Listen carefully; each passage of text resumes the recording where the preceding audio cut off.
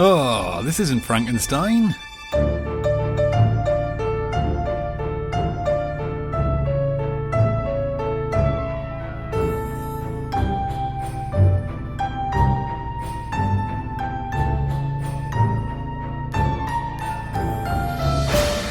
Well, hello, and welcome to the House of Hammer. I'm afraid you are lumbered once more with me, Ben Taylorson, as your guide for this episode.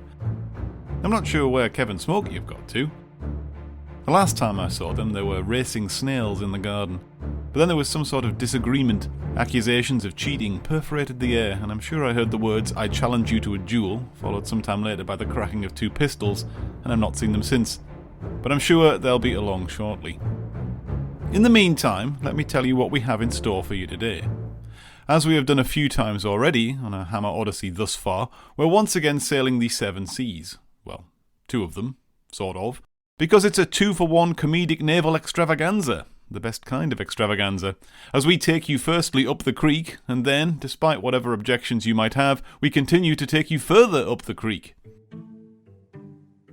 Yes, not one, but two farcical frigates full of fiddlers. But first, before we make those two trips up the aforementioned creek, a little background knowledge. Both films were released in 1958, and Further Up the Creek is most definitely a Hammer film. However, Up the Creek only sort of is, but we're including it. What do I mean by sort of? Well, it was co-produced by Henry Halstead Productions under the name Byron Films. Halstead had already worked with Hammer to co-produce The Dark Road and the Dick Barton Special Agent film some 10 years earlier. Hammer's name doesn't actually appear anywhere on the promotional materials for Up the Creek, except to say that it's filmed in Hammerscope. However, as we're still classing it as a Hammer co-production, it's worth noting that it's also the last Hammer feature to be released by Exclusive Films. As Up the Creek was cheap to make and likely to be profitable, the sequel was put into production almost as soon as the first was finished filming. And in fact, the filming of Further Up the Creek began only a couple of weeks after the premiere of the original. As well as being co-written by him, Up the Creek was directed by Val Guest with Peter Sellers in mind. It's no coincidence that the naval farce bears more than a passing resemblance to the 1937 comedy Oh Mr. Porter, as Val Guest had worked on that as a screenwriter a couple of decades earlier. In our first film, hapless Royal Navy Lieutenant Humphrey Fairweather, as played by David Tomlinson, is reprimanded after one of his homemade rockets accidentally flies through the bathroom window of a fellow senior officer. Because he can't be dismissed from the Navy, owing to having a high-ranking uncle, as punishment he is instead put in charge of the Barclay, an old warship that is part of a moored mothball fleet. Send in Lieutenant Fairweather immediately. Quickest thing would be to pass him over to a court-martial, wouldn't it? Unfortunately, Sir Fairweather's uncle is the commander-in-chief. Yes. Extenuating circumstances. Come in. Lieutenant Fairweather. Good morning, sir. You know why you're here? Yes, sir, and if I might be allowed to explain. You fired one of Her Majesty's rockets. No, not one of Her Majesty's, sir. One of mine. One of yours? Yes, I call it the Fairweather Falcon Mark III. Fairweather Falcon? Yes, my own invention, sir. A special homing missile. It turned out to be the commander's home. Yes, that's quite true, sir, and I have apologized most profusely to the commander, and he has every right to be upset. But you see, I think I know what happened, sir. My missile is attracted to the disturbance of water caused by an enemy ship's propeller. My house hasn't got a propeller. Exactly, so I can only assume that just as the rocket passed over the commander's house, some sudden flush of water... Silence. I beg your pardon, sir. There appears to have been a similar error of judgment with the Fairweather Mark II. No, sir, that was quite different. There was a faulty electrical circuit, sir. Well, it seems to have changed the wavelength of every radio-controlled rocket on the base. To say nothing of the Sudden Coalfield television transmitter. That mightn't be a bad thing. Yes, I quite agree, sir. Shut up. I beg your pardon, sir. What Fairweather doesn't know is that the crew, overseen by the boatswain, as played by Peter Sellers, are running a variety of money-making schemes from on board the ship. This includes a laundry, a bakery, a piggery, and a chickenery. All of this is run by crewmates called things like Cookie and Chippy and Lofty and Scouse. Cookie, it will not surprise you to hear, is the cook, Chippy is the carpenter, Lofty is quite tall, and Scouse is, well, a Scouser.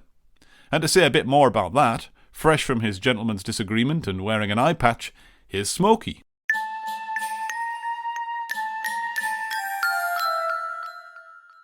During Up the Creek, and further up the creek, we meet member of the crew, Scouse, played by David Lodge.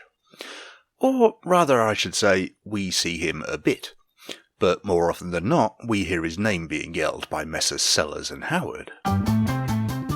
It occurred to me that while people in the UK will be more than familiar with the term Scouse, it's possible that some of our overseas chums might not. Well, I simply couldn't let anyone go uninformed on such a vital part of the story. It really is quite simple. Scouse is a term used for the people that come from or live in Liverpool. You could say a singular person is a Scouser, or the collective would be Scousers. As I say, pretty simple. The description I mean, not the people. But, and here is where it gets a little trickier, Scouse is a very common nickname for individual Scousers too. I have several Scouse friends, and I call them all Scouse individually. God knows what I'm going to do if they all end up in the same room. I guess the most famous example of the Scouse accents would be the Beatles, although they do tend to lilt towards the Lancashire aspect, but that's a whole other segment to deal with. But just what is Scouse, and where did it come from? Basically, it's a shortened version of the word lobscouse, which has roots from Scandinavia and Germany, and it refers to a stew of the same name, commonly eaten by sailors. Liverpool was originally a small fishing village, but after the 1700s, it developed into a major international trading and industrial centre. With Wales and Ireland being so close by, and also with being neighboured to Lancashire, this mishmash of accents is seen to be where the Liverpudlian accent derives from. A quick bit of research shows that the Scouse accent is very unpopular to some Brits, as when it's at its strongest and thickest, it can be difficult to understand. However, conversely, it also consistently polls highly when people are asked which British accents are considered friendly and happy. As mentioned just a moment ago, Scouse is a stew. With many areas of the time being working class, meals were made with what was in season at the time. Beef, potatoes, carrots and onion are typically what end up in one. There are variations of the meal and lots of regional versions, but this seems to be the correct one. Another thing I stumbled upon online is that apparently in some overseas countries, Scouse has been pronounced with a Z instead of an S. Scouse. I honestly had no idea that was a thing, because it shouldn't be, because it's wrong. So whoever of you out there that does that, stop it now. Of course, Scouse isn't the only term for people and their locations in these parts. We also have Geordies, Cockneys, Brummies, Mackhams, Smoggies, and people from Doncaster. But again, those are another segment for another episode.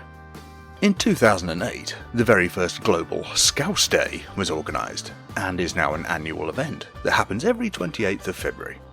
Bars, cafes and restaurants in Liverpool and around the world are encouraged to have Scouse on their menus for the day, and then donate the proceeds to charity.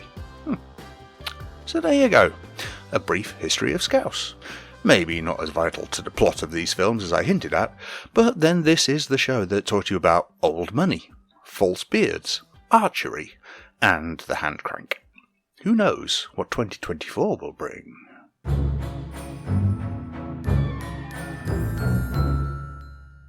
Thanks, Smokey. So, much comedy ensues from the crew trying to keep the lieutenant in the dark as regards the various schemes. Well, at least much comedy should ensue. All right, steady. Lose that lot, quick. Lose them? Yes, we got an officer coming. Oh, stone the crow. Never mind about the cross. Lose the chicken. Come on in, my darlings. Come on, my darlings. Back to Bye-Bye. Come on in, my lovers. Oh, you beautiful things, you. In you go, then, darling. Nice and quietly. That's right. No, one at a time. Don't be hasty. Cookie, down you go, quick. Hang on, Buzz, I'm thinking you play. Man, we got an officer coming aboard. You mean it's true? Gently slot out the way. Hey, wait a minute, that's my private property. What's the matter with you? Stop and listen to me. Cancel the orders. But they're all in the oven. Cancel the orders. Betty. Betty, nip back the billies. Tell them no more collection till we got this lot sorted out. Right. Scouts, open the radar tower. Keep a lookout. Bunce, get that washing off the line. Aye, Buzz. Ultimately, Fairweather catches on to what's happening, but he's also preoccupied with trying to position his giant rocket in the ship's wheelhouse and in the process attempting to impress a local barmaid. Disaster strikes for all concerned when the Admiralty announce that they are to pay a visit to check all is well aboard the Barclay. Hey, what do you think you're doing, opening the captain's orders? I thought it might be urgent, boss. I'll tell you whether it's urgent or not. Haven't preserved at all. He's on his way. Who, Fairweather? No, the flipping Admiral. All right, scrub the cleaning, he's on his way. Who, Fairweather? No, the Admiral. Now, are all the fiddles out the way? Yes, sir. Right. Now, here's what we do. Clean up and assemble on the mess deck. Duty. Lofty, get that tea out the way. Well, what are we going to do if he doesn't get here? Who, the Admiral? No, Fairweather. You see, these admirals are funny people. When they come aboard, they expect to have an officer waiting to greet them. Well, that's his problem. Oh, there's gratitude for you. Last night, you were scared to death whether you're going to spend the rest of your life in the rattle. Here, the lieutenant gives us a second chance out of the goodness of his heart, and you don't give a damn if he sails up the creek. Well, if the Admiral's expecting an officer to meet him who isn't here because he wasn't expecting the Admiral to be expecting him, what the hell can we do? I'll tell you what we can do. Supply another officer. Another officer? Yes, another officer. Perkins, go down onto the mess deck and bring his #1 uniform. Oh, but boss, look. Don't argue. Go and get it immediately. Scouts, up on the lookout. Keep your eyes peeled. Where are we going to get another officer? Down on the mess deck, that's where. It's all go, isn't it? Right, that brings you up to speed. Now, let's head over to the round table to hear what we thought of part 1 of today's double header, where I'm joined by the now reconciled Kev and Smokey.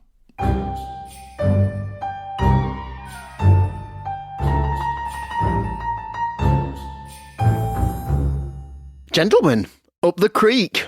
How many names did you recognise on the opening cast list? It's bananas. You've got David Tomlinson, Peter Sellers, Wilfred Hyde-White, Lionel Jeffries, Lionel Merton, Sam Kidd, John Warren, David Lodge. The only person we're missing and that I've not listed is Leslie Phillips. Well, you also had Vera Day there as well. Yes. You being sexist. Oh, I'm just a very sexy guy. Spinal Tap. Yeah, it's a great cast. Shame they weren't given a film. But that's what I was about to say. Do you feel like your expectations were raised a little bit by all the recognisable names? Well, I think this feeds into my first rant of the afternoon stroke evening, is that it's almost as if the filmmakers felt that the cast and the concept were enough to make it funny without then negated to put any actual jokes or a plot in. Because basically the whole film is just, here's a scenario with these funny people in. But the scenario doesn't develop into anything, and there isn't an arc or a journey, and the characters do their thing, but we're not seeing them go through any situations that where a character has to get from A to B or anything like that. And every opportunity the film seems to have for any kind of tension or conflict, it ignores or it undoes immediately. And I do think that bizarrely the cast is great, but almost to the detriment of the film. Yeah, I agree. And also I think a massive issue straight away, because it's just so completely unnecessary, is giving Peter Sellers an Irish accent. I've got that on my notes, bizarrely. What's the point? Well, they've called him Doherty, so they've obviously thought, oh, he must be Irish, but then you've got Tommy Doherty that was Scottish. I know. So just change his name to Smith. Yes. He's not a very good Irishman. Do you not suspect that he wanted to do that, though? Because he does love a funny voice. He does love So I suspected he said, oh, this will be funny. And I'm afraid it's a bit like, and I'm going to go into very controversial territory here. I find this with Peter Sellers all the time. He's clearly amusing himself. And you think, oh, okay, that's mirthful. I'm smiling, but I'm never laughing. And I must admit, everything I've seen Peter Sellers in, I get the same feeling of he clearly enjoys being Peter Sellers, but I'm not sure I enjoy being in his company that much. I think the thing is he's riding on the coattails, the Goons, where he was known for his funny voices, and he's so much of a star by now that he can pretty much do what he wants and command what he wants, and it got in his way so many times in his career. Being fair, though, I mean, if you look at, say, something like caricatures like Clouseau or Dr. Strangelove, you know, with a really forced, heavy, either French or German accent, you know, formerly and latterly. But with this, it's such a light Irish lilt that it's distracting. Yeah, it's like he's not really committing to it. It's half done. There's certain parts where you think, hang on, he's just going he's English forgot. there. He's forgot. Kinda. Yeah. Yeah, but yeah, I mean that I said that's an issue, but I mean it's not the biggest issue with this. The biggest issue is what Ben said, is that the weight of expectation on that cast and a not terrible plot, but it's billed as a comedy and there's no jokes. Yeah, exactly. The thing is, it's basically a rip-off of Oh, Mr. Porter, the Will Hay film, which was 30 years earlier. Yeah, and they did it a lot better. Yeah. This kind of film was very much back in favour, wasn't it? And also the riffing on the military comedy, obviously, which would hold sway for literally decades, or afterwards. But it's a missed. What frustrates me is it's such a missed opportunity, because both films are guilty of this. The script for both, they never, and it's like Smokey said, in the same way that Peter Sellers doesn't seem to fully commit to that accent, the film doesn't seem to fully commit to anything. It's like it shows you little bits of, this could be a scenario, this could be a character, but it never goes with any of it, and it's so frustrating to watch. Yeah. I mean, we should point out, I think, is that obviously you have this sort of main conceit of the fact that this crew on this ship who have been left alone for so long that they've come up with their own ways of making money. All right.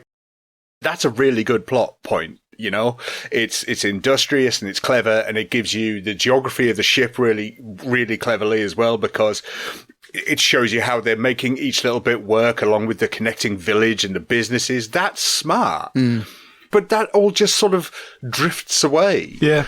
And you throw in this mind-numbingly stupid device of making the new senior officer on board obsessed with rockets. And it was like, why? It was like they came up with the end of the film of it being sunk somehow, and then they thought, right, how are we going to sink the boat? And they came up with that piece of rubbish to deal with that idea, and it just derails the whole good idea that was brought to us right at the very beginning. All I was thinking was, where do you get missile parts from like that? Did Woolworth sell these in the 50s or something? Well, he is in the Navy.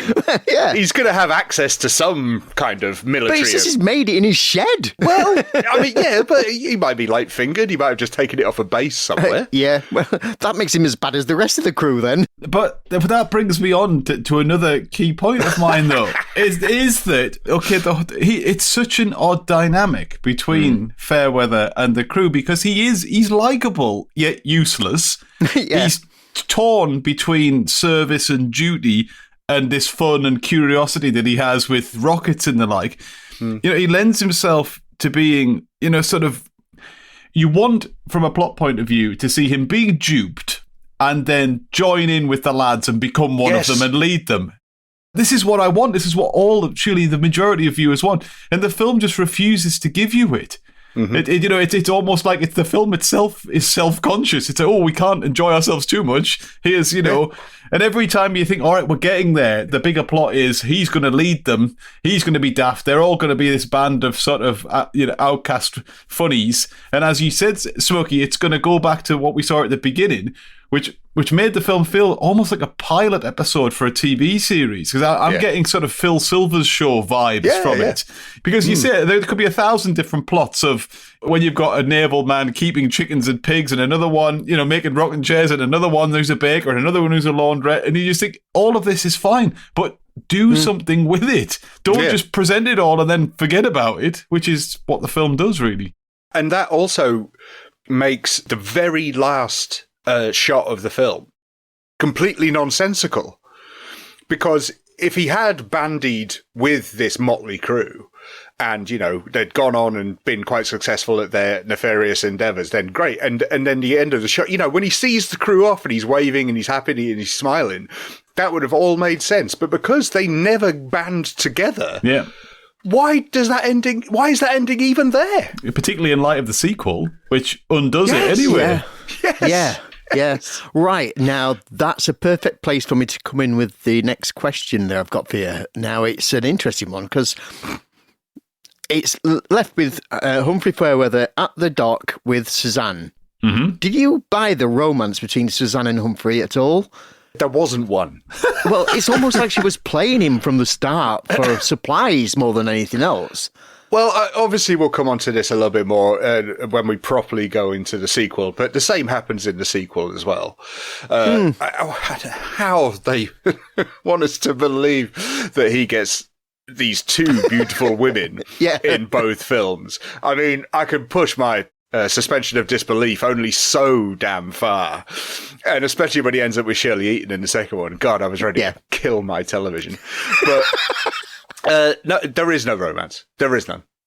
It doesn't exist. Because it's another example of a plotline that gets no committal. It's because it could quite easily she could have been the reason that he did allow his sort of want to be dutiful to win and become one of the lads. She could have been the reason he was too distracted to see what was going on the ship. But again, every time a female character is introduced into both of these films, it's to basically tell tales on the men and add to the farcical element of it. So it's just another element that isn't pursued, because which, as you say, ironically becomes at the end this big sort of critical moment. Oh, look, the girl's fallen for him, and everyone's sitting there going, but why? Yeah, nothing has occurred in the film that would lead us up to that would be the natural conclusion for those two characters. It really shouldn't. But not even just for those two characters, a natural conclusion for the film, because it's not a romance at no point any of the way through, apart from the fact that he's a bit leery in a very carry-on-esque way. There's no point do we think that the film is concerned with developing this relationship. Why would it be? No, that's true. Somehow I've got to say, though, because it's sounding like I disagree with you a little bit here, is that whilst I agree that the majority of the cast is really good, and especially, we say this a lot, but with what they're given, and I think they deal with it as best they can. But I don't know if it's down to the bad writing or anything, but I don't rate David Tomlinson in either of these at all. I think he's actually quite miscast. There's just something about his performance that doesn't ring true, but as I say, maybe that's down to the script. But it just didn't hit the right note for me. I think that's possibly the character as well, because he's pitched in this way where, he like Ben says, you're trapped between a rock and a hard place. He's supposed to be this absolute insane genius, and yet he's somehow able to be outfoxed by some of the simplest people around him. So it doesn't, and of course, he's absolute magnet to women. Obviously. I mean, to me, he's like all the people that are the Middle Englanders now, the boomers, that are like harking back for a Britain of yesteryear, and this is what we want. It's him. It's David Tomlinson. This film is absolutely everything that these weirdos are aching for. They want Britain back where you can get your missiles through the post. I quite like the idea of one of these chocolate box, the Middle England jigsaws with someone receiving a missile through the post, though.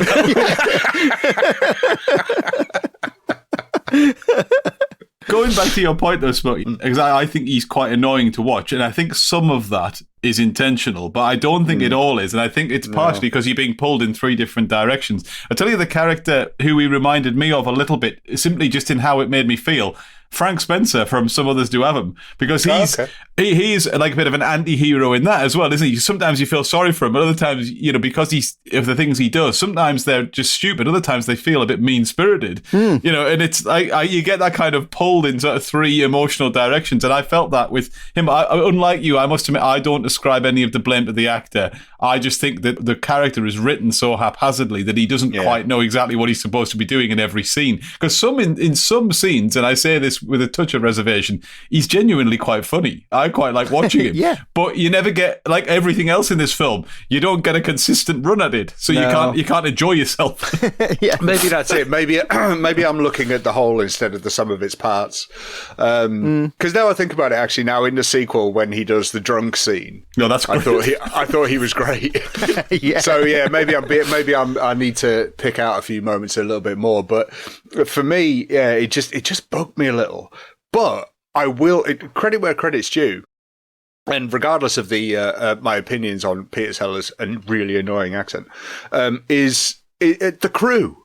The crew are great. Yeah. I think they do that the panicked nature they have of, at the beginning of having to tart the ship up just so he won't find out, and then trying to carry on with their dastardly deeds at the same time. I think they actually all do it really well. There's a lovely part when Humphrey comes onto the ship, actually, thinking about it, Smokey, where it goes into your... he goes. I nearly said it. He goes into your room, but exactly that's it. He did, because he opens up two cupboards. One's full of cigarettes and one's full of booze, and that's yours. I mean, that was good. But yeah, there's also some interesting bits in this that I didn't pick up on the first time, which is how quickly things have changed. Because there's a phrase where they actually say that they're running around like blue-ass flies. And I thought, ooh, hang on a second. Was that past? Okay. And then there's another bit where you've got Wilfrid Hyde-White's character of the Admiral or whatever he is, the higher up. He's obsessed with gambling. Yeah. And it's only 4 years after we did The Gambler and the Lady where everybody's hiding out in underground gambling dens. That's true. Talking about horses on the down low. So it's odd how that it can be changed from something looked as being suspicious to suddenly being a comic device in a matter of a few years. That's a good point. I hadn't thought of it that way. Yeah, very much so. Another thing that bugged me, though, was that during the sort of more farcical scenes was and it only happens in the first one, is the score, the bastardization of the Laurel and Hardy theme. Oh, yeah, that's tragic, isn't it? Yeah. I was like, what are you doing? You can't. They can't. How did they think they'd get away with that? No, they did get away with it. Well, did they? I want to know there was like an injunction after this came out. It's unusual for me to notice that the score in a film like this was notably better in the second film as well. Oh, yeah. Yeah, that says a lot. Yeah. Well, okay then. I think we'll leave it there before Smokey starts ranting for the next 2.5 hours. Ben, would you like to give us any final thoughts and rating if you've got any? Yeah, I mean, I've whinged about it enough, so I'll say a couple of nice things about it. For what it is, it's inoffensive, it's light, it tries to get there, but never does, which is it's the biggest issue I have, is that it's frustrating. I wanted to like it, but But it's difficult because it doesn't seem to commit itself. I'll give it 4 out of 10, which I think is pretty generous, to be honest. One thing I would say is, having seen that supply cupboard, it's a good job we're not talking about this film sort of at the time. Otherwise, Smokey would have signed up for a 7-year hitch in the Navy on the back of thinking that's what you got. Right. Damn right. Only stationed in this country, though. Yeah. Mothballed only, yeah. Absolutely. Yeah, it's all right. They never went anywhere anyway. Well, that's true. Yeah. Except to the pub. Well, and here, look, what a great pub. Oh, a beautiful pub. Yeah. Extra point for that. Yeah, bingo card. Go on then, Smokey. Well, I'm with Ben, I want to like these films. I do. I actually want to like them. I want to like a Hammer comedy. Haven't yet, but I want to. So it's just really frustrating. But as you so rightly say, it's inoffensive. This is pure Sunday afternoon fodder, isn't it, for a certain demographic that, could easily be on the background somewhere. But yeah, it's just that it's got convictions and it doesn't follow them through. And it's a real pity. I think I'll have more to say on it after the sequel, but I'm with Ben. I'm being generous and giving it a 4 as well, 4 out of 10. Yeah, I'm slightly ahead of you. I've given it a 5 out of 10, but again, it's that kind of humour that I do get. I kind of understand it, and I know what it's made for. It's the kind of humour that I've been raised on anyway, so it's pretty much a comfort zone kind of thing. It is full of flaws, though. There's no getting around it at all. And it makes you a bit annoyed that this is the final film for exclusive. As a goodbye, it's... But yeah, you nailed it. Bizarrely, the last time I watched it was on a Sunday afternoon, and it was perfect. It is a perfect Sunday afternoon. Just got the Yorkshire puddings in. Get this watched. Brilliant. But yeah, 5 out of 10. Brilliant, but 5.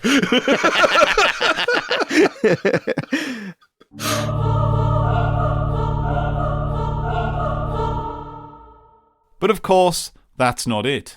There is yet more to come. Because as it turns out, 1958 was quite the year for comedy.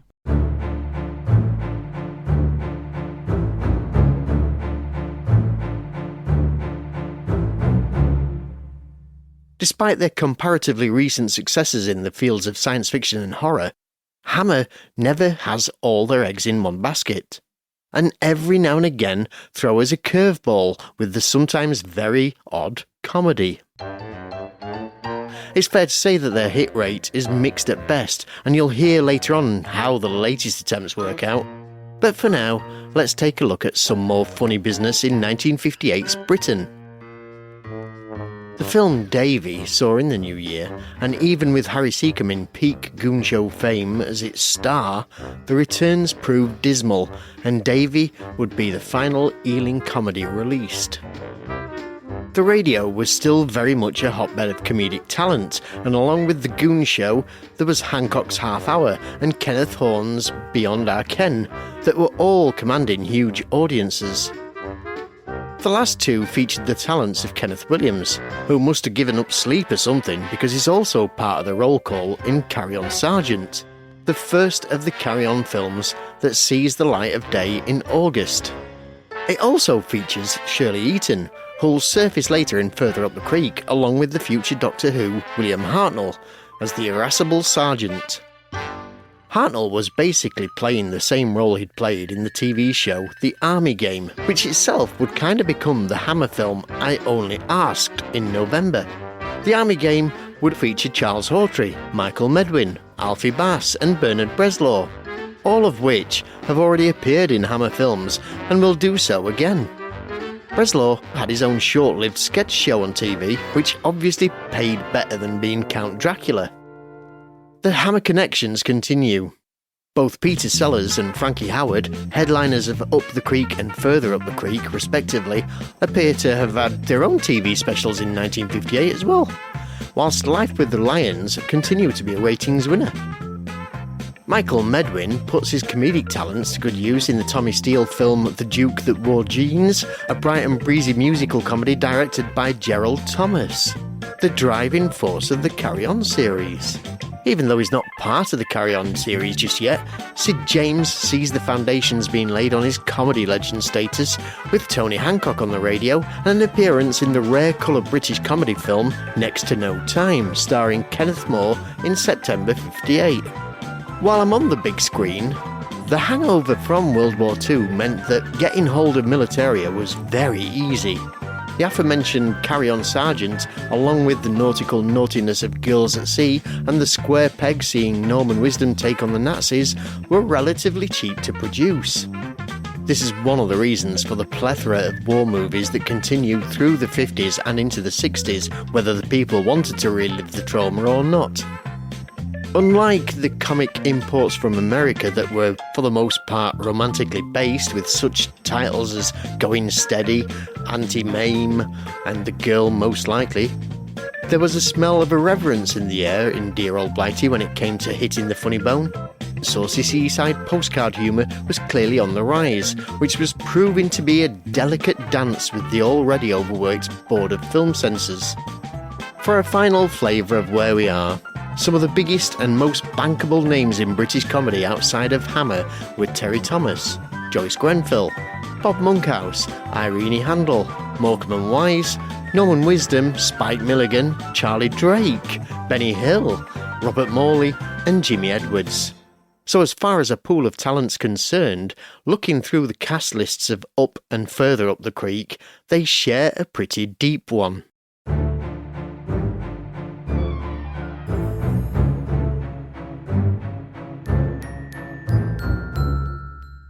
Thank you, Kev. And now we clamber back aboard for our second feature topic of the episode, Further Up the Creek. Once again written and directed by Val Guest and starring David Tomlinson as Lieutenant Fairweather. In fact, most of the cast are back with one major exception. Peter Sellers was otherwise engaged working on the fantasy musical Tom Thumb, so Frankie Howard was drafted in to replace him. Also coming aboard were Shirley Eaton and, in her final Hammer appearance, Thora Hird. In the atomic age, the naval fleet is regarded as obsolete and thus to be sold off. This includes the Aristotle, a docked warship currently home to the bosun and his crew, who without a senior officer to supervise them are running a gambling outfit from on board. Hello? What? I can't hear you, love. 5 bob on the nose, Island Fling. Where's it running? Birmingham? Right. 5 bob Island Fling. 6s. Shropshire lad, each way, 4 to 1.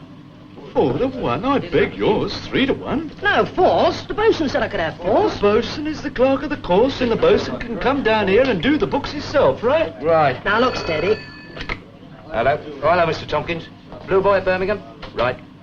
Joe Tompkins, 10 bob double, blue boy and featherweight. Come on, steady. Have a heart. Scouse? Yes? What price, Shropshire? Hold on. Scouse? All right. What do you think I'm using, shorthand? 2 to 1. Should have settled for 3, shouldn't you?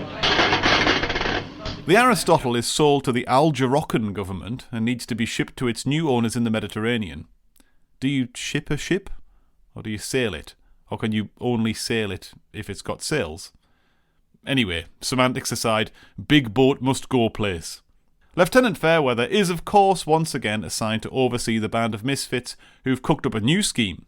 They are taking paying passengers on the ship, selling it as a Mediterranean cruise, and passing them off as civilian personnel to Fairweather. This is your Fairweather, Lieutenant Captain. No. This is your Lieutenant. This is your Captain. And I just want to say how happy I am to have you aboard. And I only hope you have a pleasant trip before taking up your various duties as representatives of the British government in Algerocco. I really must have some more aspirin. Later, sir, later.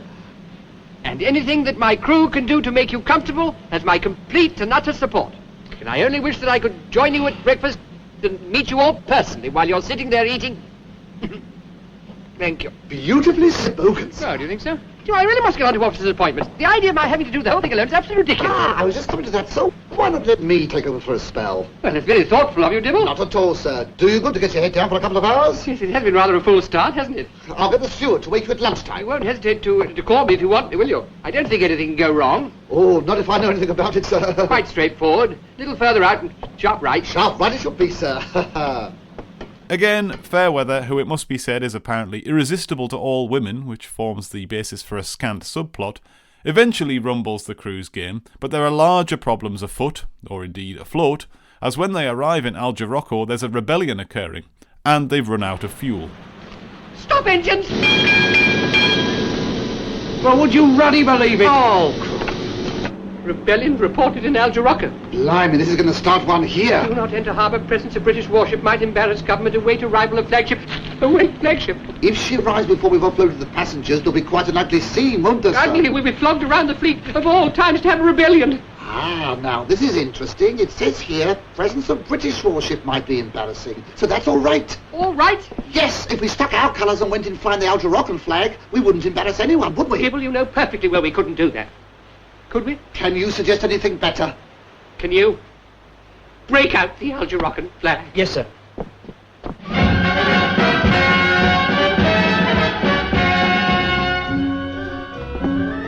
Pull ahead! Pull ahead! He thinks he's shunting coal trucks. Are you sure we're flying the right flag? Yes, sir. Algeroccan colours. It's not like the one that's flying from that port. Look. No, it isn't, is it? You don't suppose the rebels have... I think that's given you the picture. If it doesn't really make any sense, trust me, it's not you. So now let's once again return to the round table. Again.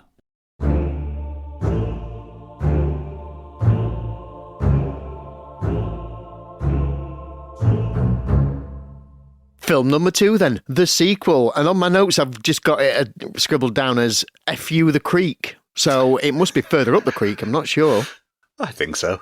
Yeah. We discussed the continuity between The Curse and Revenge of Frankenstein. Do you think it was better in Further Up the Creek, Ben? Yeah, I think Frankenstein was better than in terms of the in terms of the continuity, because as we touched on when discussing the first film, they undo some of the decent work that's done in the final act of the film to try and establish Fairweather as a more sympathetic character that has a possible future in a sequel, but they just ignore all that and send him back to square one, which is quite annoying, really. And then they introduce obviously a replacement, understandably, because they couldn't get Peter Sellers to come back for the second one. So they introduced Frankie Howerd, which is fine. And they do cover that nicely in the film, which I always appreciate a film that explains why a character you would expect to be in it isn't there. But I have reservations about how Frankie Howerd plays the character, which I'll come back to. So, Smokey, I guess I'll hand over to you to talk about continuity as well. Yeah, I think they did pretty well. You've got the majority of the same crew on board, which is great. And let's not beat around the bush. You've got the important ones. Yeah.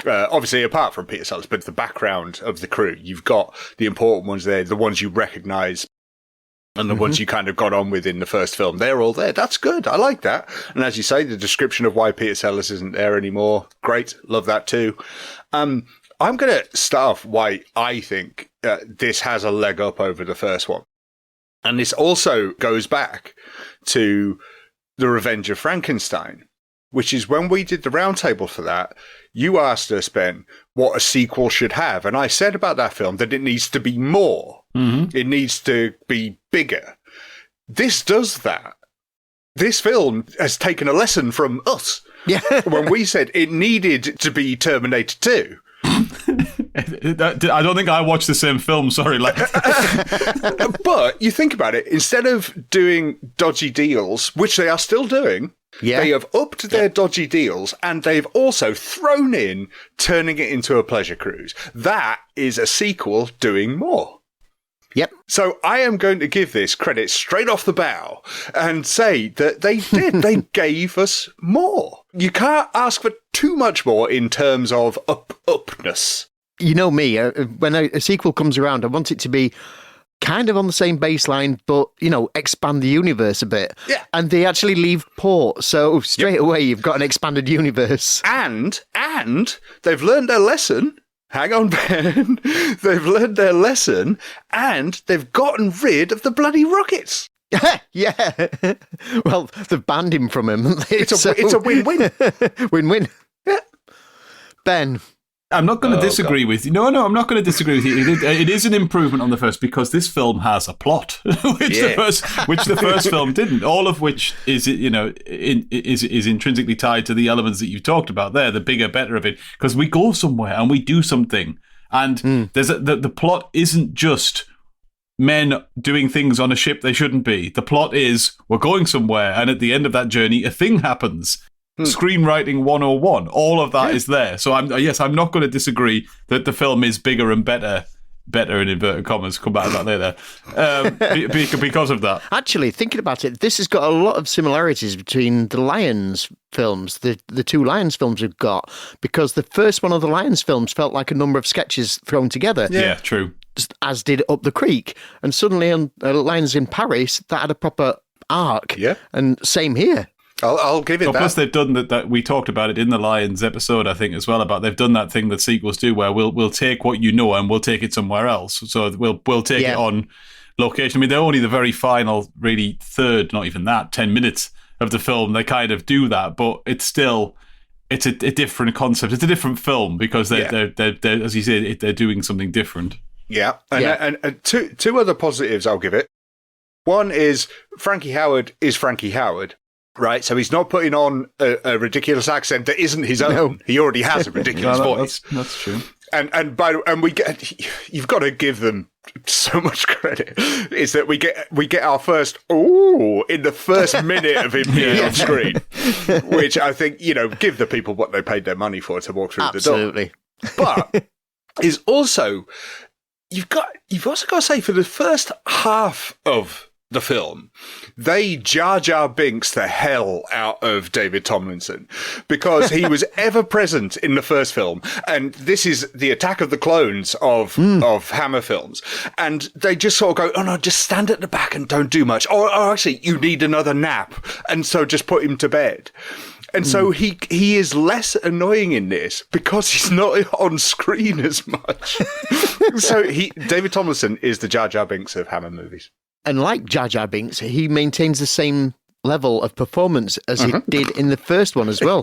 He's still at that peak level. It kind of, I mean, you know, I hate modern horror because it's all people mumbling and muttering, and you can't hear what you've got to watch every film with subtitles. All right, because Grandad. there's some guy talking to the naval. Anyway. It's apt. This, you can, yay! Very appropriate. But in this, you've got everybody can hear absolutely every last word from everybody. But that's because you've got people like David Tomlinson that's shouting every word, even down to when he's saying, Let everybody be as quiet as possible. But mind, the dinghy doesn't hit the steps. and you think, hang on. You're supposed to be on a subterfuge mission here. What are you doing? Yeah. However, I will say for want of a better term, the shenanigans side of the crew, especially with Frankie Howerd being the ringleader of it all, is a lot more slapstick and a lot more in your face. And I think because of that sort of turn into that kind of comedy away from what they had in the first film, I think Frankie Howerd was the perfect man to do it. I actually prefer him in this than I did Peter Sellers in the first one. And I never thought I'd have said that. Well, if you'd show me the two cast lists for both films, I'd be, well, Peter Sellers is going to romp away with this. But I actually preferred the way that it was handled with Frankie Howerd in this role. I really did. Yeah. He changes the dynamic considerably, though, because he's much meaner than the Peter Sellers character. He bosses them out. He comes across more as an officer than he does one of the lads. You know, he's very happy bossing them around, and he basically 99% of everything he says is negative or unpleasant. Obviously, it's all said in Frankie Howard's voice, so it doesn't really come across as that way. It does change the dynamic of the film.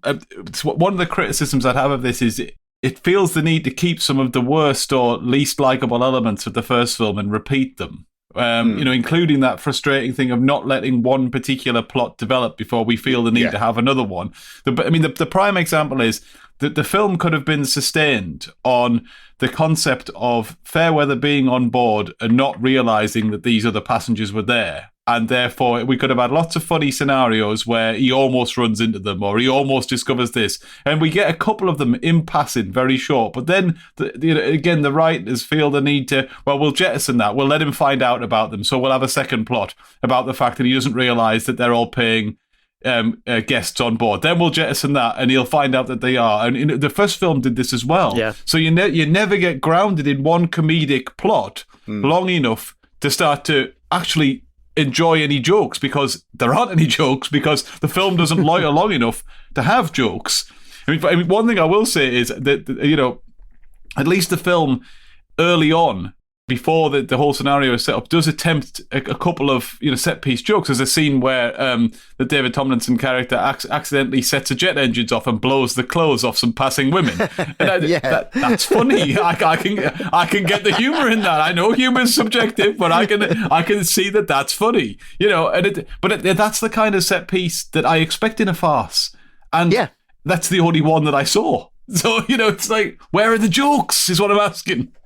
Yeah, realistically, the jet would have killed all the Wrens by toasting them. But all right, Gordon Bennett, Captain Bringdown, he's here again. But but this is what I was going to say. I like how it sets up the film straight away by its own comedy rules, and then, you know, sort of never worries you about the real world again. You've got your own world now. You've got the world where David Tomlinson is a rocket scientist, after all. Would have roasted the Wrens. That's the cut I want to see. Roasted wren, you see it on a pub lunch on a Sunday. You need a few, though. They're only little. Yeah. I was going to say, though, the follow-up scene with that, when he's getting chastised by the female commander as well, that worked really well with it too. She's very Hattie Jakes as well. Do you feel like she's got that vibe to her? Yeah. Oh, yeah. I mean, you can make comparisons with this and some carry on. Absolutely. But it's the line of they want him on a helming a ship so they can claim on the insurance money. Yes. That's a good joke. Well, what did they call him? The most transferred man in the Navy or something at one point. Most posted man in the Navy. And then we should also point out that the only reason he has that position is because of nepotism as well. It's not to do with any... It's his uncle, isn't it? I mean, that's great. I mean, that's a wonderful bit of exposition to say, well, why is he being employed? And it's like, oh, well, there you go. That's put that way. Mm-hmm. Very clever in one line to just tell us why. Yes, it's one line and you'll miss it, but it is there to say that basically he's unsackable because his uncle is Mr. Navy. Yeah. Exactly. The ship's bridge was actually built on the Bray backlot on top of the standing set for Castle Dracula. Do you think it all looks believable, this film? I do. I think one thing I would say about both films is I think that I'm convinced they're on a boat. And I think particularly in the second one, when they've got to film a lot more of it, you know, on the guys of various bits of the boat. Yeah, I think it's wholly convincing. I definitely give the film a credit there. Yeah, we're not in that broom cupboard that we were in The Lady Craved Excitement or The Saint's Return when he was, you know, they just pulled the curtains across and went, look, it's a boat. He's like, okay. We've been here, seen that, you know, many times before. So, yeah, no, this looked like a boat to me. Yeah. The walkways and the like sort of the gantries and the mess and whatnot. It looked great. Yeah. Yeah, Al Jarocco as well. I'll go on further. Al Jarocco, when they get there, that looks great. You know, it is what it is. It's obviously North African kind of territory, and it looks that kind of style. I don't know where the hell they built them sets, but it's good. It looks great. And I think more importantly, we need to say who we meet when we get to El Jarocco. Oh, wow, yes. Eric Pullman. Yeah, he's back. Yes, as president. Which is the officer responsible? Lieutenant Fairweather, Your Excellency. Riding squad is ready, sir. Later. So you are the officer who disobeyed the orders and sailed into harbour flying the Al Jaroccan flag? Yes, sir. My lord. Your Honour. Excellency, sir. Yeah, there's actually some really nice returning guests in this, isn't there? We need Smokey's rundown of who's returning. Alumni corner, yes. Yeah. He's got a special chair and everything. Of course, we have Thora Hird returning for her now fourth, I think, appearance. Wow. And final. Third, sorry, my fault, third. Final. I think this is her last time I film. Yeah, I think you're right. Lionel Jeffries, of course, we're having back as well. We've got Ripper in both. Of course, yes. Well, yeah, I mean, it's going to be very rare between now and the end of time, isn't it? That that we just have Michael Ripper appearances in all of these. Of course, we have Charles Lloyd Pack again, which he's been in a couple very recently as well, with Dracula and Frankenstein. But of course, Kev's favourite of Wolfe Morris is back as well. So from Camp on Blood Island and The Abominable Snowman. So. Yeah, have a watch. It does well over both these films. There was a couple in the first film too, and of course, I don't think David Tomlinson is in many more Hammer films. But and obviously neither is Frankie Howerd because he priced himself out of the third film. Yeah, well, it was Agents, wasn't it? It was. Oh, hang on a minute, I've got his name somewhere. Scruffy Dale, his name was. Scruffy Dale wanted too much money, which is a shame because Frankie Howerd actually wanted to do the third, which would have been nice. Actually, that plays into one of the questions I've got for you that'll keep everything rolling along quite nicely. Where would you have seen it going next if they'd have made the third film? Ben, let's go with you first. I mean, the obvious thing, I reckon, would be a submarine, because that adds a different sort of level of possibility, I suppose. Literally, because they've done the ship in one place. They've done the ship going across the seas. Obviously, the ship could go somewhere else, but I reckon a submarine would make sense. Yep. Smokey. Well, I was going to say that they would realise that they were onto part of the plot in this second film is that they realise that once they get out to sea, they can just charge people for the sundries, you know. Yeah. You know, oh, you're sitting in a deck chair, oh, it's sixpence, you know, and things like that, and so you charge for meals and whatnot. Is that you could do a sort of PG version of a brothel. So, i.e., I got the head in the hands. So you think about something like Carry On Camping, okay? And they go, Okay. they go to that cinema and they go, I'm trying to go with you. All right, I will flesh it out. And they see like a campsite. And it's I full hope you of don't. buxom beauties, right? So Can I just point out this is meant to be the third film, not your fantasy film. No. I wouldn't go on a cruise. So the sailors go, right, so we'll just basically hire a load of women to just go on this cruise, and then you advertise to lonely old men or lonely men. And they don't pay them for naughtiness, they just pay them for company. And it's like, here, play volleyball on a ship and whatnot while we go on a cruise. And it's just company. So I say a family, but not family friendly, but a PG lonely man experience with attractive women. That's where I see it going. But that's basically what Humphrey is anyway. Well, yes, I mean, Can I just two things? One, to market this, you're going to need something slightly more catchy than a lonely man experience. I know. And two, that whole monologue sounded like you were like pleading to a judge. Again. I am bound by the legal rules of the House of Hammer, wherein A, I can't swear, and B, I can't be too dirty. So that was me choosing my words incredibly carefully. It was fine. So basically, Smokey, what you're saying is... Sorry, did you hear him? That's fine.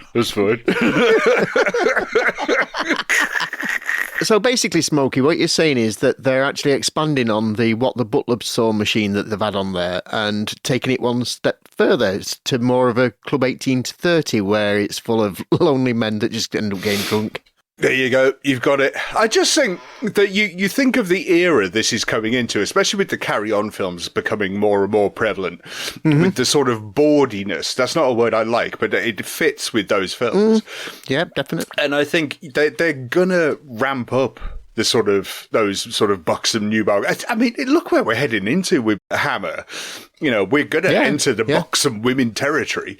So why not start it off with... Yeah. So why not start it off with one of their comedies? And, you know, and that's the way to go. Further up the creek. Even further up the creek. So what you're saying is they're testing the water? I wouldn't say that because it's a pun, but yes. No. Anyway, so you know where I was going to go with this, don't you? Because obviously you mentioned nuclear ships in the beginning of Further Up the Creek, and I originally thought nuclear submarines, but then I went, no, space. Let's go to space. Spice. I could see spice. Spice. I could just see him just fiddling rations. They'll never actually get to space. They'll end up in. Is rations the name of a girl that's on board? I was going to say, is your spaceship full of lovely ladies, Kim? Yeah, it's them rations. Bloody rations. But no, they'll end up in a space base in Anglesey or something, and they'll never actually get off the ground, but they'll just be no space islands. No, I know Ben's dying to see some space islands in space base. Yeah, so I've been promised them. It's never going to happen. It's never going to happen. Yeah. Anything else before we wrap this up, because it's becoming a bit of a mess now? It's never going to happen could be the tagline to Smokey's the third film. Could be the title.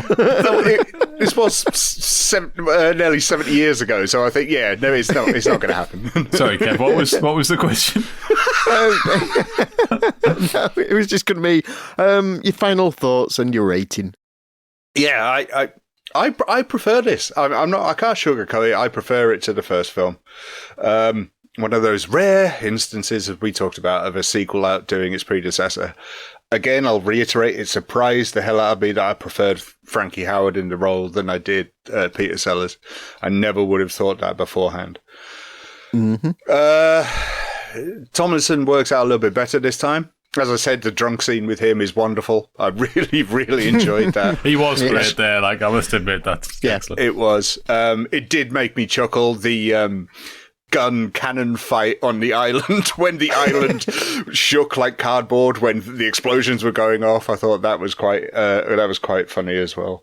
And of course, Shirley Eaton is there, and my word, dearie me. But let's not put a lipstick on a pig. This is still not a great film.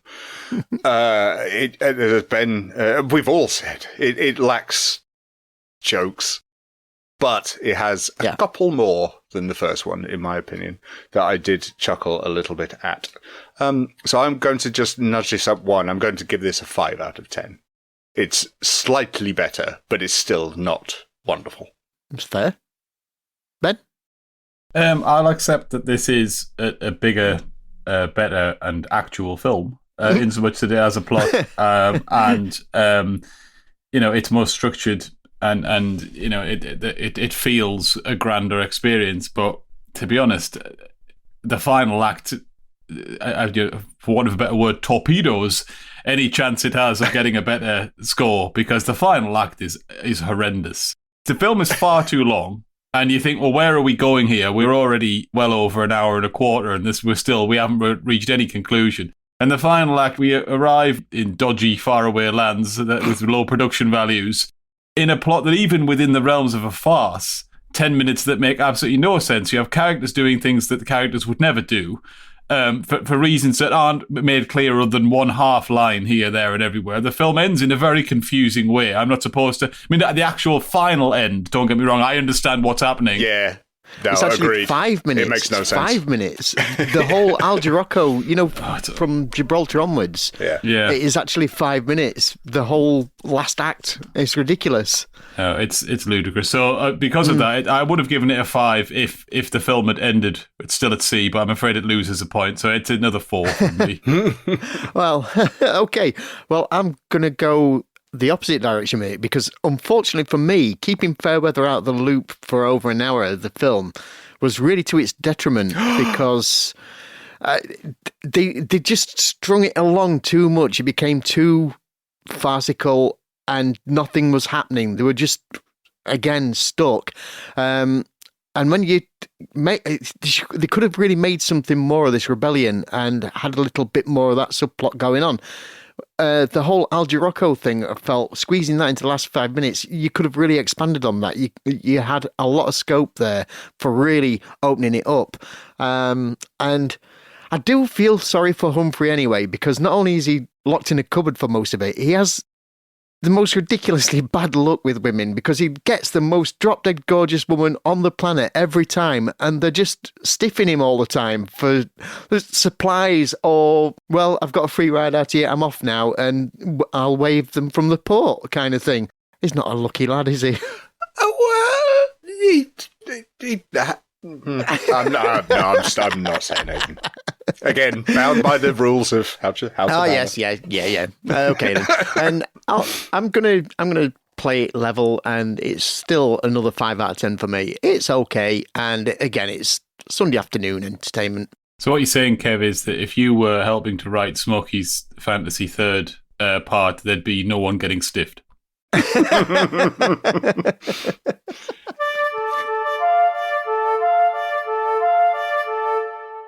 And there we have it.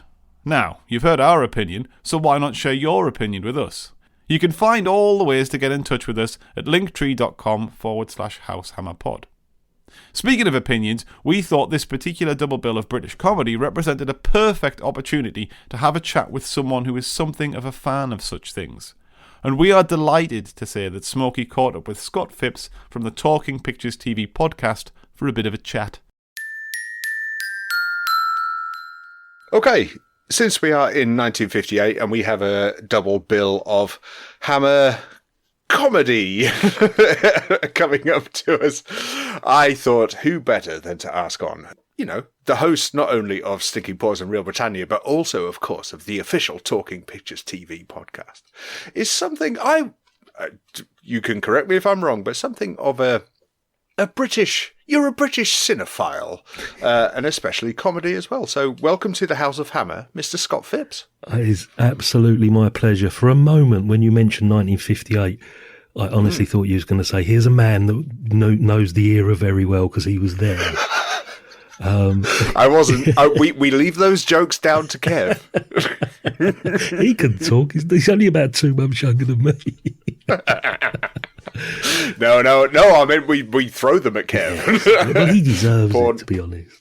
Of course he does. No, my friend, welcome. It is lovely to have you here, and thank you for watching both of these films in a very short space of time. I did kind of spring this on you a little bit, didn't I? Yeah, but to be honest, I was doing some stuff in the kitchen over the weekend, and I had them on while I was working in the kitchen. I honestly did not sit down and devote 100% of my attention to these two, because that's fine. Some movies you can, some you can't, as well. So. Oh, absolutely. Well, we mentioned when we recorded about these the other day, and we all agreed that especially when it comes to be, I was about to say when being English, but it kind of is. This is the English Sunday afternoon film that would be on. Yeah, it's how we describe most of the stuff we review on Real Britannia. How we remember back in the 70s or the 80s for you guys, that the rainy Sunday afternoons or the wet bank holiday Mondays, this sort of film would always be on. The early days of Channel 4, this was a staple of the early days of Channel 4. They would always have this sort of stuff on.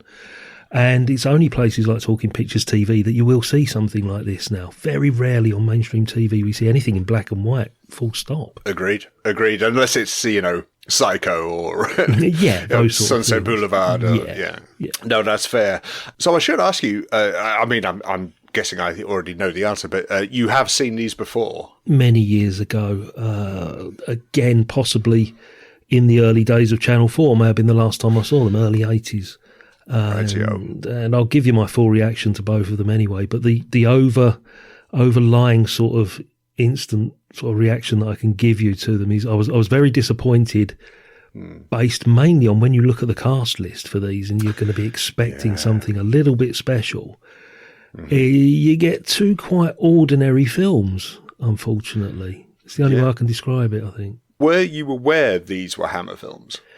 Not originally. Not when I watched them for the very first time. It's not the thing that you sort of associate with Hammer. They did make comedies. We fully appreciate they made comedies. You reviewed a few. You've got a few more to come. We do. But the interesting thing is, this is 58. Same year as Carry On Sergeant, so it's the peak of British comedy of the 50s. Yeah, Hammer would only make comedies for about another 4 years in this run, and I think there's something. I think it's something like the House on Haunted, not the House on Haunted Hill, but it's the House that Groaned, or so I can't remember. It's some really awful thing that they did in '62, and because of the American backers and the distributors, they were really loath to sort of like produce anything that was a bit twee and a bit English, very sort of parochial, that would only appeal to the home audience. So they sort of pretty much forced Hammer to stop making the comedies until 1971, which was, can you take a guess what it would have been in 1971? It's going to be an On the Buses thing. It was the first On the Buses. Yeah. And then rapidly two more in succession, and then Man About the House and all those other TV spin-offs. Yeah, Love Thy Neighbour. Yeah, all came about in the early 70s. But there's this very dry patch not long after this where the comedies just don't exist in Hammer's output at all. Yeah, it's funny you mentioned that, actually. The next episode we have after this one of Up the Creek Double Bill is I Only Asked. That's the Army Game. Big movie spin-off of the Army Game. It's Alfie Bass. I think Bernard Breslau's in that as well. He is. Yeah. Yeah, so that's a Hammer film as well. Go figure. It's such a bizarre period in their history to be, especially sandwiched between, literally just before this, we've had Dracula, The Snorkel, and The Revenge of Frankenstein, and we're into Up the Creek. It's a real sticky out like a sore thumb movie, isn't it? It's bizarre. It's so strange. So you have that triple bill of horror of, as I say, the Dracula, Snorkel, and Frankenstein, and then you get this double bill of Up the Creek, and then I Only Asked, and it's just sort of like, wow, where is your mindset? But as you say, that they saw a property and they thought it could make money, and that's why they went for it. And this is not by any means the first time they've done this. They did it back in the 40s with and 50s with Dick Barton and PC-49 and various other things, because they thought if you get a really well-known IP, it will get bums in seats. And it did. I think there was Life of the Lions was a radio show at the time. Yeah, they did a double bill of the Lions. Yeah. So it's nothing out of the ordinary. I think 58, as I say, was the first Carry On movie, and there is this period in the late 50s where established sort of like places like the army, like the navy, or a school, or whatever it may be, became the focus of a comedy movie. Yes, it was the thing to do. I mean, national service was still going on for another couple of years, so people were quite familiar with some sort of military life. Yeah. Up until about 1961, 1960, I think it finished. So this is sort of like topical in a way there, because a lot of the basic of the story is there's a defunct warship, that's not been used. Yeah. There's no war for it to be used, and it's been it's been basically ignored, and the crew are left to run things on their own. The thing that hit me about this movie, it's that thing that there's only sort of 7 plots in the world, 7 like screen plots. Right? Sure, yeah. I'm sure one of them revolves around this, because the first thing I thought of was Bells of St. Trinian's. This sort of like, because you got this established sort of like place where you have your own impression of what goes on behind closed doors in a school, or what goes on behind closed doors on the warship. You scratch the surface, and underneath at St. Trinian's there's a poker school, or they're making gin in the chemistry lab. In this one, they're doing laundry for the village. They're using the galley in the warship as a bakery. There's chickens. Chickens running about on the deck, And I'm thinking, that's sort of lifted from St. Trinian's. Somebody comes in and sort of gets sucked into what's actually going on. Another one, Two-Way Stretch from the early 60s. Yeah. Peter Sellers, Lionel Jeffries is in it, Bernard Cribbins. Again, it's like about 3 prisoners that are having a cushy life behind bars until Lionel Jeffries turns up and upsets the apple cart. And I'm just thinking, somebody's got this one plot running through their head and just doing different variations of it around this time. Yeah, Mr. Porter was one we came up with as well. Yeah. But I mean, if you're looking at it, it's very lateral thinking. It's right. So you've got a situation, as you mentioned, a prison or whatnot, but you've got, as you say, a defunct, battleship, and it's like, what can they get away with? Yeah. Behind closed doors. I mean, it's very smart. Personally, I think the problem is that they didn't, in both films, they didn't run with it far enough. But that's something we'll come on to a little bit later. But I think we should return to something you just mentioned a minute ago, which is, for both films, the cast outweighs what we are presented on the screen. Absolutely. It's difficult to describe how much of a personality and a star both Peter Sellers in the first movie and Frankie Howerd in the second was. Frankie Howerd in particular, we just remember Frankie Howerd as the all titty ye not misses, oh no, shut your faces, all that sort of stuff. He was the biggest attraction on British TV and the comedy circuit of the late 50s. Him and Benny Hill, really were phenomenal. Peter Sellers hadn't quite hit Hollywood at this point. It'll be a couple more years. It was close, yeah. Yeah, but, he's already done The Lady Killers, and he's working his way through those I'm All Right, Jack, and that sort of period in his career. Yep. And that is the disappointing thing about the first movie, is that Peter Sellers is not sort of underused. He's used badly in this. Agreed. The character is not a memorable Sellers character, which is something you take away from any Sellers movie, is that character. There's always something about whoever he plays, and whether it's Chance in Being There, or Clouseau, or Fred Kite, or any of those guys. Strange that we know and love. Yeah. and the other thing about Sellers in this first one as well, it took me a while to work out what the accent was. I'm so glad you've mentioned that. Yes, me and the lads talked about that as well. It's not. I mean, yes, you're right. It's not the fact of just trying to work out what the accent is. It's why bother? Yeah. There was no need for it. Yeah. No. Just making Peter Sellers. Yeah. And it was just, bizarre that the fact that there was just this non-character. I was paying more attention to Lionel Jeffries or some of the background. Tomlinson was brilliant. David Tomlinson, who we know from Mary Poppins. Sure. Perfect casting in this. Absolutely spot on casting. The weird one is Lillian Sartain, who plays Suzanne. You've got this random continental bird in the middle of this movie. Like, again, bit weird, wasn't it? The only thing I can think of, there was this thing round about this sort of period when Brigitte Bardot was huge. You know? Yeah. And there's things like Three Hats for Lisa, which was a vehicle for Joe Brown. Yeah, yeah. And his co-star was French, you know. And I think it was just a trend that, Brigitte Bardot's popular, we might as well get some sort of B-rate French actress to come over. Bardot starred in Doctor at Sea a few years after this, or round about this sort of time as well. So there was this trend for the continental actresses to appear in British movies. But I still impress upon the point that it just doesn't go far enough. And something that I also mentioned when we talked about these films the other night was that something that actually delighted me between the first and the second film is they jettisoned, which I thought was just the most ridiculous plotline of Tomlinson's character being a rocket obsessed person. That just doesn't occur in the second one at all. I'm so glad they got rid of that though, because it was so stupid.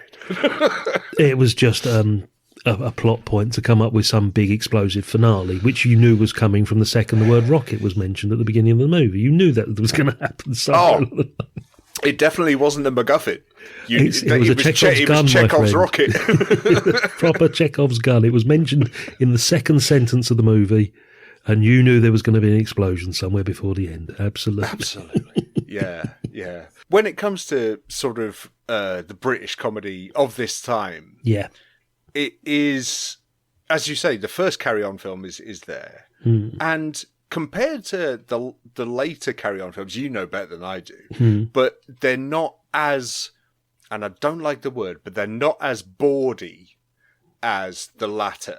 Absolutely, yeah. Films.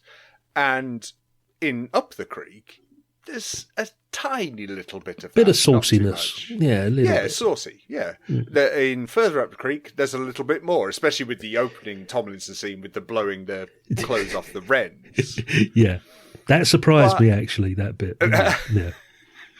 But it doesn't stray too far into that. It's still one of the other podcasts that I do as well, is Rainbow Valley, the history of the 60s. Yeah. And 1960 saw the introduction of the pill and the Lady Chatterley trial, which, challenged the Obscenity Act.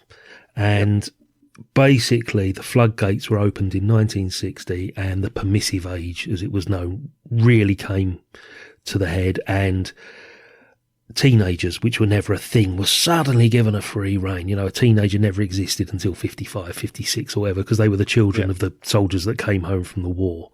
Gotcha. And it's literally just on the cusp where they're just experimenting with how far they can go, and this doesn't go that far at all. You give it another year. When you see some of the Hammer stuff that you're probably going to see in 1959, some of the noir stuff as well, and you go back to some of the Stanley Baker sort of movies of this period, it's not the baldiness that's evident. It's more the grittiness of them. They become a little more hard-hitting. And they just push the envelope a little bit further, round about 58, and then 60, the floodgates just open, basically. So, you won't see too much baldiness in anything from this era at all. Carry On Sergeant wasn't. Carry On Nurse was a little bit. Teacher, not so much, Nurse ramped it a little bit further. Yeah, but, it's still testing the water time round about this era. Oh, we're a long way away from Carry On Camping. Definitely. But this is why this is a Sunday afternoon movie, because it can be watched by anybody. There's nothing offensive within this at all, apart from Peter Sellers' accent. That's true. Yeah. I think that does have to be a feather in its cap, in that that both films are inoffensive. They know the sort of level they can hit, and they don't want to push it too far. Yeah. Let's talk about this. They're quite different characters, especially in the way they're portrayed, because they are different characters, but you'll see where I'm coming from in a minute. But so you have Peter Sellers in the first, and then you have Frankie Howerd in the second. Yeah. They're both playing the same position in the Navy. Yes. But both attack it in quite different ways. Which did you prefer? To be honest, and this is going against all my principles, I think I prefer Frankie Howerd. Then you are in total agreement with me as well. Excellent, because at first I thought, when further up the creek I put it on, I started watching it and realised obviously that Sellers wasn't in it and there was going to be this equivalent character in the shape of Frankie Howerd. I thought, do you know what, I'm wondering if they've written the script with Sellers in mind, and I was looking for clues that the script that Howard was narrating had any elements of like Sellers comedy in it, but it was totally written for Frankie Howerd. Oh, definitely. Absolutely written for him, because, as I say, this isn't the period where he does the oohs and the ahs, because you know the story, don't you? In later life, he had the oohs and the ahs written in his script. I do, yeah. but I have to interject is that he's been on screen a minute and he gives his first ooh, but it is only one. Yeah, exactly. It's not a thing at this point, is it? No. Yeah, and he's not the blustering character as well. He's very precise. He is, you know. He's acting. He's very efficient. You know, he's a military, bosun or whatever he is. Yeah. And it comes across as the Frankie Howerd that we don't know, we don't recognise. And that made it quite refreshing for me to see a different sort of Frankie Howerd. David Tomlinson plays David Tomlinson in whatever bloody movie he's in. You can guarantee that. As does, and I've got to mention now, we're on to the second one a little bit here. Round about this time, I think it was actually drafted into British law that Sam Kidd should appear in every single British movie. Along with Sid James and Thora Hird, as well as Joan Hickson. There was these like Marianne Stone, all these people that should have been in British movies. And the bizarre thing, and I always mention this whenever we see a Thora Hird movie, like Gene Hackman always appeared to be 50 years old, right? Whatever movie he was in. Same with Thora Hird. Thora Hird, literally in 1943, 15 years earlier, was playing a teenager herself in Went the Day Well, shooting Nazis. Yeah. And in that 15-year period, she's gone from early 20s or late teenager to mother and an almost grandmother type character. And that would be a character she would continue to play right up to Last of the Summer Wine in her 90s. And it was bizarre how she suddenly aged and became this old woman all of a sudden. It's mad, isn't it? I mean, she's popped up in a couple of Hammer films before this. Yeah. I bet you boys were pleased to see the appearance of Michael Ripper in both of these as well. If there's any indication it's a Hammer movie, is the Ripper is going to be there. The Rip, this is about his 10th, I think, appearance now in Hammer, but by about this time. He's been in even just small roles, and even a very questionable and racist role in Camp on Blood Island. He's been around. So it was lovely to see him again. When it comes down to the enjoyment of these films, of both of these, of Up the Creek, because we've talked about this a couple of times, with especially recently with The Curse of Frankenstein and The Revenge of Frankenstein. We talk about, obviously, when you have a sequel, it needs to be more. That's the kind of golden rule, isn't it? When you have a sequel or something, it needs to be more, it needs to be bigger. Did Hammer do this with Further Up the Creek? As you said, the whole rocket plot disappears from the second one. So that's your budget disappeared already. Yeah. I can't think of anything. There was no location work. It was all set on board the ship. There was nothing to indicate they'd pushed the boat out a little bit further, apart from people like Shirley Eaton makes an appearance in the second one, pre-Bond, but she was pretty much a leading actress at the time, and Thora Hird and all of that lot. But there's nothing to indicate that this is a superior sequel in any way, shape or form. If anything, you think the first one's going to be the golden one because of Sellers, as I say. That's your main attraction. And when you look at the cast list, you think, oh, it's not Sellers, it's Frankie Howerd. You're disappointed already. But then when you watch it, you think, no, actually, this is actually pretty good. All right. I would say that the second one is slightly better because of the comedic sort of situations that they find themselves in, with the passengers on board the ship and sort of like trying to keep them hidden and that. But the first one, it just seemed to me it was just a plot that had been rehashed a dozen times previously and would still be rehashed a dozen times more in movies we know and love. But disappointed, I would say, in both of them. I was expecting a lot more. Average is a good way to describe them. There's nothing that stands out. The writing, I mean, it's Val Guesti's directing, so you're expecting something a little bit special. Yeah. It's conveyor belt filmmaking almost. Yeah, pretty much. Well, that's good. I will get your individual ratings for both these films briefly, and remember we rate out of 10 because we're adults. But I will put forward to you, and I'm putting you on the spot here, but I will put forward to you a question, which is that a third film was planned for Up the Creek. Yeah. Sellers left between the first and the second because he was too expensive by then. Yeah. And then between Further Up the Creek and whatever the third one was going to be, Frankie Howerd's agent got very big for his boots and demanded a very high fee to star in a third one. Yeah. And that's partially why it never happened. But as we've said, you've moved up from Up the Creek of, as you say, baking bread and doing laundry and whatnot, to the second one of a sort of cruise liner for people. Where would you have gone for the third film? And bearing in mind, mine and Ben and Kev's ideas were drastically different, and I can't even repeat mine because it was too X-rated. Oh. But where would you go for a third Up the Creek movie to build upon that? You have put me on the spot. I have. The title will be Right Up the Creek for a start. We call it that, shall we? Right up your creek. If we're talking that this is going to be made early 60s, Carry On Cruising, I think, was 64. It was their first colour one, wasn't it, Cruising? So, and we've had the cruise line element in the second one. Yeah.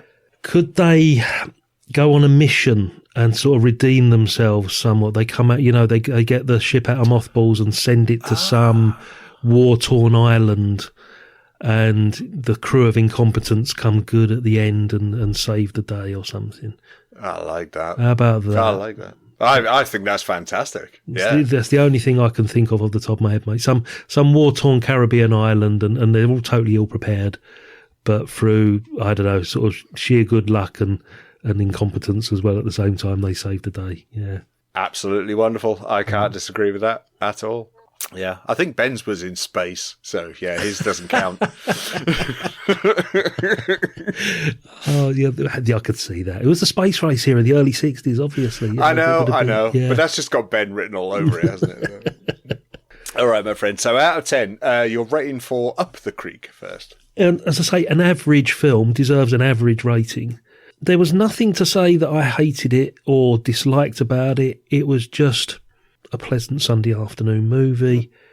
So I can't mark it down too much for that. It does what it says on the tin. I was disappointed with the fact that Sellers was underused or used wrongly in this particular movie. So I'm going to go just over sort of halfway and give it a 6. Rightio. And then for Further Up the Creek?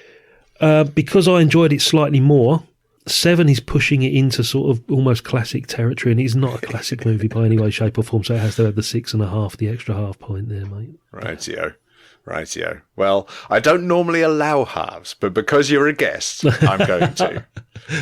I can call it a heavy 6 then. Yeah, a high 6. Yeah. Well, as I say, because you've joined us on the House of Hammer, and I'm very pleased you have done. I will allow it. Thank you so much. And as for the sequel, Right Up the Creek, that will be a 10 out of 10. I'm sure that'd be brilliant. Oh, I'm sure I would give that a high 9 with Charles Hawtrey as the captain. Oh my word.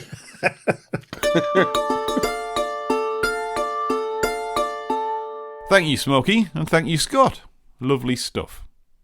And that's just about it for this episode. Remember, if you like what you've heard and you want to support the show, become a patron at patreon.com/househammerpod. But until next time, it's goodbye from me, Ben Taylorson. From me, Smokey. And from me, Kev Moore. We'll be back soon enough, though, when there's more comedy gold to be mined, apparently.